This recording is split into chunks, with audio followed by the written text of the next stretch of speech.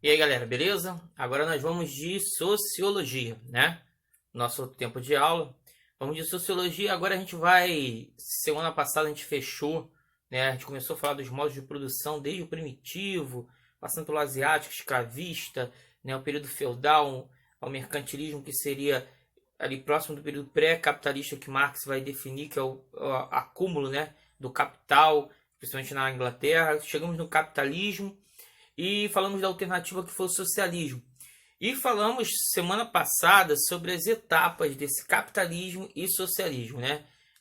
Os momentos cruciais, positivamente como negativos, dos dois sistemas. Agora a gente vai falar do sistema atual.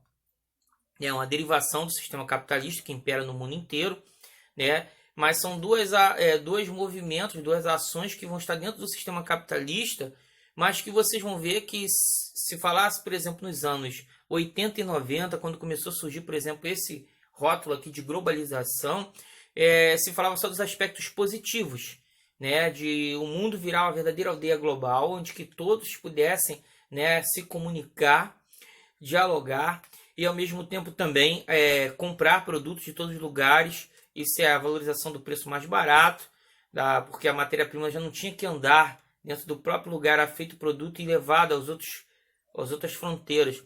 Bem, então o sistema de globalização em si, aqui então um resuminho, fenômeno complexo capitalista, muito complexo, porque a gente está falando de globalização de um planeta inteiro. Capitalista porque continua mantendo, né, o sistema capitalista, ele na verdade é um movimento dentro do sistema capitalista, né? Visa a integração econômica, social, cultural e política do planeta. A gente hoje tem o Oriente e o Ocidente ligados, né? Desde a Rússia, lá na região mais. Você vê exemplo que a Rússia que tem 4 fusos horários do mesmo país, mas você vê desde o extremo da Rússia até o Brasil, Japão com o Canadá, países de grandes distâncias, mas que dentro desse sistema de globalização eles têm uma integração econômica. Quando acontece uma crise, por exemplo, num país, normalmente todos os países são afetados, né? Você vê a questão da pandemia que a gente está vivendo, por exemplo, começou lá na China e o vírus globalizou, né? O vírus andou, né, atravessando as fronteiras através das pessoas. Porque hoje você não há... são poucas as limitações de distância de viagem que a gente faz e de produtos principalmente, né? De comunicação em produtos. Então, social, cultural e política, aldeia global de mercadorias. Essas mercadorias que a gente vê aí tanto made in China no Brasil, né? E aí a gente vê o lado positivo da globalização, como vocês têm produtos tecnológicos de a coisa que antigamente a geração de vocês não viram, mas a minha geração quando adolescente, uma coisa era lançada nos Estados Unidos, demorava às vezes anos para chegar ao Brasil o mesmo produto. A gente sabia pela mídia ou muitas das vezes por pessoas que tinham mais condições que faziam essas viagens. Hoje não. Hoje a gente vê pessoas de classe média, pessoas até da classe pobre um pouquinho, né, organizados, que viajam para fora até do país e conseguem trazer esse tipo de mecanismo, e mecanismos que são feitos aqui dentro do próprio país. Então o sistema de globalização, essa velocidade tecnológica, claro que influenciou. E a globalização, a gente tem que saber que na verdade esse movimento, esse sistema, ele vem bem junto com o crescimento da informatização da tecnologia. É a terceira revolução industrial, a revolução tecnológica, né, que acontece. Pessoas e produtos interagem pelo mundo, né? E é o que a gente vê, até os sites aí que a gente vê, o Wish e outros sites mais, que você compra produtos importados, já vem direto de lá para cá, né? Então esse sistema internacional, mundial que se construiu, essa aldeia da globalização, que você vê que é tão forte e profunda, que a gente falou aqui de capitalismo, mas países socialistas como a China, Vietnã, né, alguns países desses socialistas acabam participando, né, nem que seja pelo menos como externo, né, exportação, mas participam dessa aldeia global que é a globalização. Agora a gente vai chegar no outro sistema, que é o neoliberalismo. Só que eu vou lembrar uma coisa a vocês. A gente falou aqui dos fatos positivos. Essa globalização, quando ela começou, era falada como se uma necessidade do Brasil, por exemplo, entrar nesse ritmo da globalização. O mundo inteiro só falava nisso como se fosse uma coisa só positiva.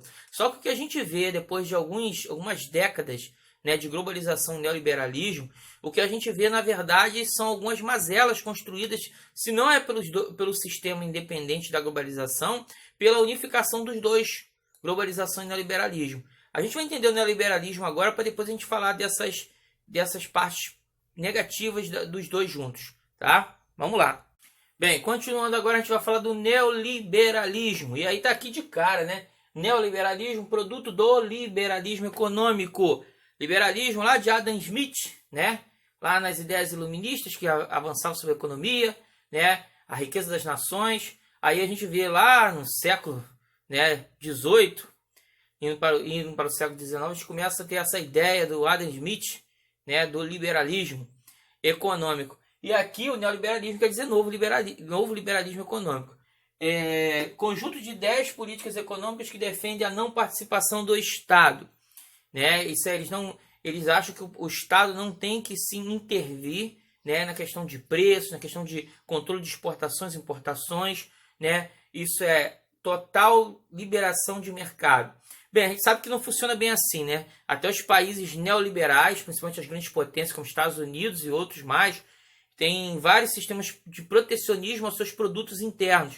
Porque, na verdade, a gente vê muito o patrão falar no sistema neoliberal como positivo, que diz que, na verdade, traz um preço melhor para o consumidor, um produto de melhor qualidade, porque coloca produtos de vários locais dentro do mesmo mercado, né, e que o consumidor acaba lucrando com isso. Só que quando o produto, ou esse empresário se sente, né, arrebentado por isso aqui, até pelo último tópico, que é o livre comércio de forma total, sem intervenção de ninguém. O preço do produto, aquela lei da oferta e da procura, né, que são, na verdade, as ideias do capitalismo e do liberalismo de Adam Smith. Essa ideia, quando o empresário se sente afligido, né, porque o produto dele está começando a sofrer as consequências do que vem externamente, aí muitos deles pedem intervenção do Estado. Né? E é como a gente vê, por exemplo, os impostos em cima dos produtos. E, ao mesmo tempo, não é só o empresário que sente essa mazela do neoliberalismo. Também o operariado. Por quê? A quantidade de desempregados, né, de desemprego que começa a se construir no mundo. Por quê? Se você não tem intervenção do Estado, cada vez mais você deixar isso por conta do mercado, o mercado, com a questão da tecnologia, dos produtos cada vez mais brigando por preços inferiores, né, e buscar mais centros comerciais, mais fazer uma grande aldeia, o planeta mesmo, a gente também tem uma grande massa de desempregado mundial, né, porque esse preço vai fazendo com que alguns locais, né, exemplo vai acontecer muito aqui no Brasil, né, na época da minha infância, você tinha uma fábrica, por exemplo, muito famosa aqui, que era a Estrela, né, uma criança que tinha um brinquedo da Estrela, era um senhor brinquedo, e era uma fábrica que era brasileira. Hoje, até algumas fábricas brasileiras, elas só colocam sua marca, porque na verdade o produto é feito na China, trazido para cá, só colocado a marca e vendido nas lojas. Então, tipo assim, e cadê as pessoas que trabalhavam nessas empresas que fabricavam os brinquedos? Cadê esses empregados?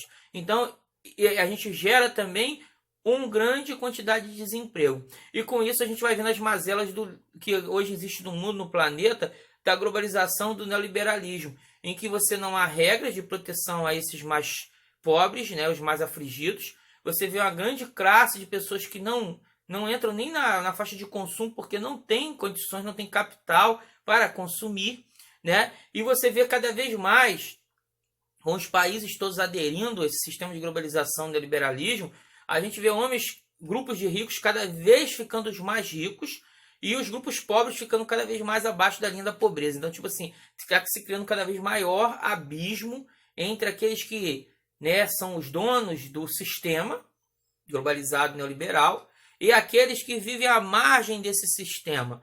Então, isso aí são uma das críticas, né, da maioria dos pensadores, né, não só pensadores marxistas e comunistas, mas os pensadores em si. Até pensadores que, por mais que sejam a favor do neoliberalismo e globalização, acho que tem que ter um determinado freio, né? Determinadas regras em cima disso. Por quê? Porque a gente vive em países que, apesar dos produtos não terem fronteiras comerciais, nós ainda temos fronteiras, né, de acesso, principalmente das pessoas. A gente vê tanto isso, que nos últimos anos, os grandes questionamentos da Europa, por exemplo, da questão dos empregos, até a volta do que a gente chama de xenofobia, que é o quê? O ódio, a aversão a pessoas estrangeiras. Por quê? Grupos, principalmente da África e da América do Sul, América Latina em si, vão para países europeus tentar, né, uma melhor condição de vida.